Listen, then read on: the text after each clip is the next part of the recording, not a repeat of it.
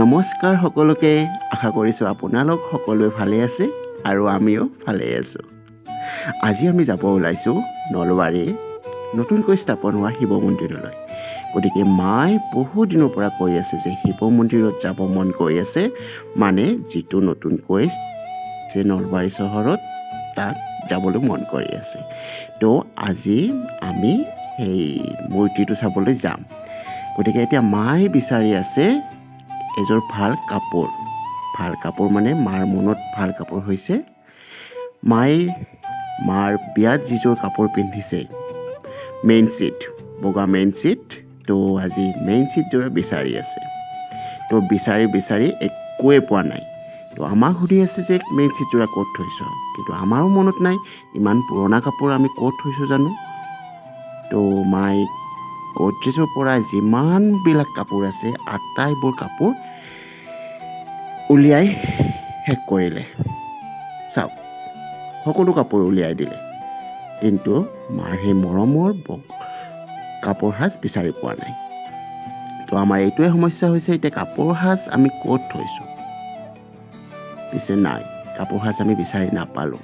তো মায়ে একদম খঙত আটাইবোৰ কাপোৰ উলিয়াই আছে।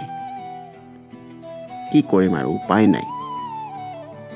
আমাৰো মনত পৰা নাই কাপোৰ সাজ আমি ক'ত থৈছোঁ, গম নাপাওঁ নহয়। গতিকে মায়ে আটাইবিলাক কাপোৰ চব উলিয়াই দিছে। আকৌ এইবিলাক কাপোৰ চবখিনি কৰিব লাগিলে হৈছে আৰু কাম বঢ়াইহে আছে মায়ে। চাওক, এই মুগাৰ কাপোৰ, পাটৰ কাপোৰ এইবিলাক পিন্ধি ওলাব দিছোঁ, নাই, নিপিন্ধে। শাৰী নিপিন্ধে হেনো, শাৰী একদম দলিয়াই দিছে। গতিকে মাৰ কাপোৰ সাজ বিচাৰি থাকক আৰু আমি আমাৰ কামবিলাক কৰোঁ। গতিকে হাতত বেছি সময় নাই, আমি এতিয়া যাব লাগে। গতিকে আমি যাবলৈ ওলালোঁ, এয়া গাড়ীত বহিলোঁ। আৰু কি জানেনে নাই, ভণ্টিৰ লগত গ'লে এটা কিন্তু সমস্যা দূৰ হয়, সেইটো হৈছে খোৱা। গতিকে তাইৰ লগত কিবাকিবি খোৱা বস্তু থাকিবই। গতিকে আজি আকৌ লৈছে আম কাটি একদম টিফিনত ভৰাই একদম ৰেডি। গতিকে আম, আপেল, বুট এইবিলাক যদি খাবলৈ মানে মন যায় ন, গতিকে ভণ্টিৰ বেগত চালেই হ'ল। গতিকে পামেই কিবাকিবি, গতিকে প্ৰব্লেম নাই। আমি যদি বাহিৰত ক'তো খাবও নাপাওঁ ন, গতিকে তাইৰ বেগটো খুচুৰিলে হ'ল, কিবাকিবি নহয় ওলাই যাব তাত। গতিকে সেই এটা ভাল কথা মোৰ বাবে। গতিকে আমি এতিয়া মন্দিৰৰ পিছফালৰ পৰা আমি গৈ আছোঁ, মানে নলবাৰী চহৰৰ পৰা অকণমান ভিতৰত। আপোনালোকে দেখিছে, সেয়া হৈছে শিৱৰ মূৰ্তিটো। একদম বেক চাইডৰ পৰা যিটো ৰাস্তা, সেইটোতে আমি গৈ আছোঁ।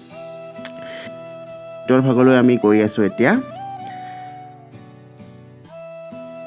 আহি পালোঁ একদম শিৱ মন্দিৰৰ চৌহদতে গাড়ীখন ৰাখিলোঁ, যিহেতু মায়ে বুলিব নোৱাৰে তেনেকৈ। গতিকে ইয়াতে ৰাখিছোঁ। এয়া চাওক, শিৱৰ মূৰ্তি কিমান ওখ। জানিব পৰা মতে 91 ফুট উচ্চতা এই মূৰ্তিটো।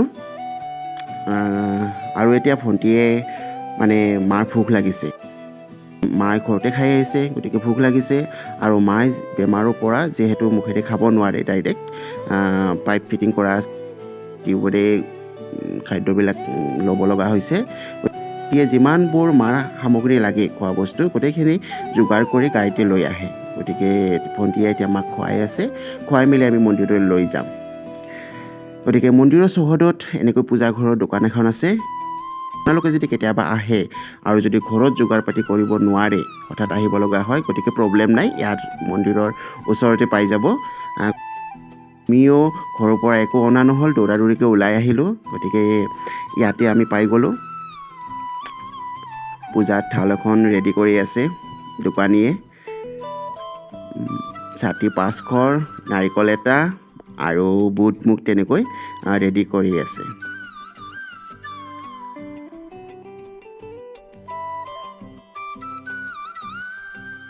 এয়া শিৱলিংগ আৰু কিবাকিবি এইবিলাক আছে, যিখিনি লাগে আৰু পূজা সামগ্ৰী সেইখিনি ইয়াতে পাই যাব। আপোনালোকে বাহিৰৰ পৰা নানিলেও পাই যাব। আৰু মাক মই উলিয়াই আনিছোঁ গাড়ীৰ পৰা। মাক মই ক'লোঁ যে তই যাব নালাগে নেকি ওপৰৰ ফালে, ভাগৰ লাগিব। নাই, মায়ে নামানে, মায়ে যাবই হেনো। গতিকে মই নিবলৈ চেষ্টা কৰি আছোঁ। আৰু যিহেতু মন্দিৰৰ কাম আটাইবোৰ কাম সম্পূৰ্ণ এতিয়ালৈকে হৈ উঠা নাই, কাম চলিয়ে আছে, যোৱাৰ বাবে ৰাস্তাটো কমপ্লিট হোৱা নাই। গতিকে নিবলৈ অকণমান অসুবিধা হৈছে মাক, যিহেতু অসুস্থ। লৈ যত্ন কৰি আছোঁ।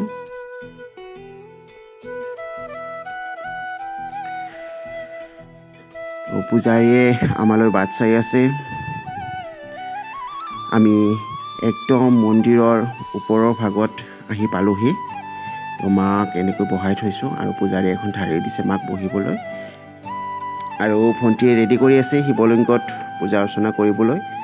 তো তাই বেলপাত অৰ্পণ কৰিলে আৰু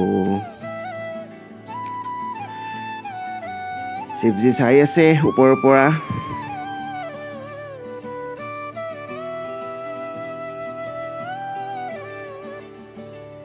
এতিয়া মাই শিৱ লিংগৰ ওপৰত গাখীৰ অকণমান দিব। ওম নমঃ শিৱায়, ওম নমঃ শিৱায়, ওম নমঃ শিৱায়।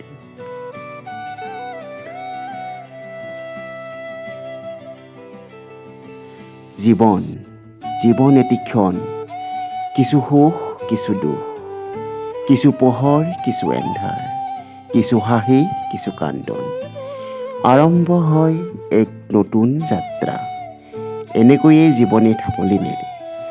জীৱনো এক সাঁথৰ, আৰম্ভণি যিমানেই মধুৰ, জীৱনৰ শেষ সিমানেই কঠোৰ। তথাপিও কৰি যাওঁ নিতৌ বিশাল সংগ্ৰাম, এয়াই জীৱন। কবিতাটো ক'ৰবাত পাইছিলোঁ, আজি মনত পৰি গ'ল। তো পূজাৰীয়ে খুব সুন্দৰকৈ পূজাভাগ কৰিলে আৰু এতিয়া আমি সেৱা জনাই আছোঁ।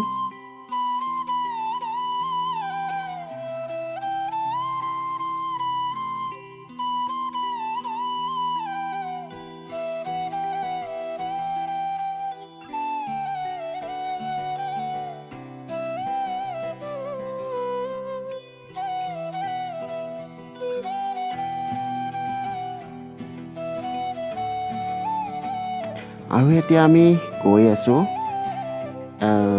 মন্দিৰৰ একদম তলৰ ভাগলৈ, মানে যিখিনিত মূৰ্তিটো ৰখা হৈছে, মূৰ্তিটোৰ একদম তলৰ ফালে এটি গুহা আকৃতিৰ বনাইছে। তো তাত আমি প্ৰৱেশ কৰিলোঁ। ভিতৰ ভাগলৈ খুব সুন্দৰ বনাইছে আৰু সন্মুখতে ৰাখিছে গণেশজীক। এয়া গণেশজীৰ মূৰ্তি। আৰু অকণমান আহিয়ে ইয়াতে শিৱ মূৰ্তি এটা ৰাখিছে, শিৱ, পাৰ্বতী আৰু গণেশ পৰিয়াল হিচাপে ৰাখিছে ইয়াতে। খুব সুন্দৰকৈ সজাইছে আৰু সম্পূৰ্ণ কাম এতিয়ালৈকে হৈ উঠা নাই। গতিকে কামখিনি কমপ্লিট হ'বলৈ আৰু কিছুদিন ৰখিব লাগিব।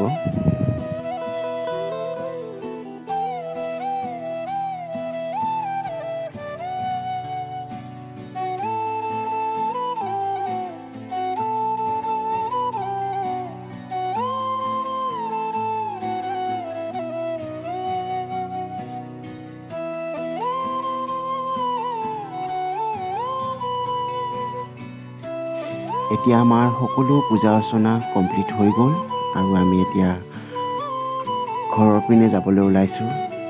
ৰাতিয়ে হৈ গ'ল, গতিকে আমি এতিয়া ঘৰৰ পিনে গৈ আছোঁ আৰু আপোনালোক সকলোকে বহুত বহুত ধন্যবাদ জনালোঁ ইমান পৰে ধৈৰ্য সহকাৰে মোৰ ভিডিঅ'টো চোৱাৰ বাবে। আৰু আপোনালোকে মাক আশীৰ্বাদ কৰিব যাতে মায়ে সোনকালে সুস্থ হয়। আকৌ লগ পাম আন এটি ভিডিঅ'ত।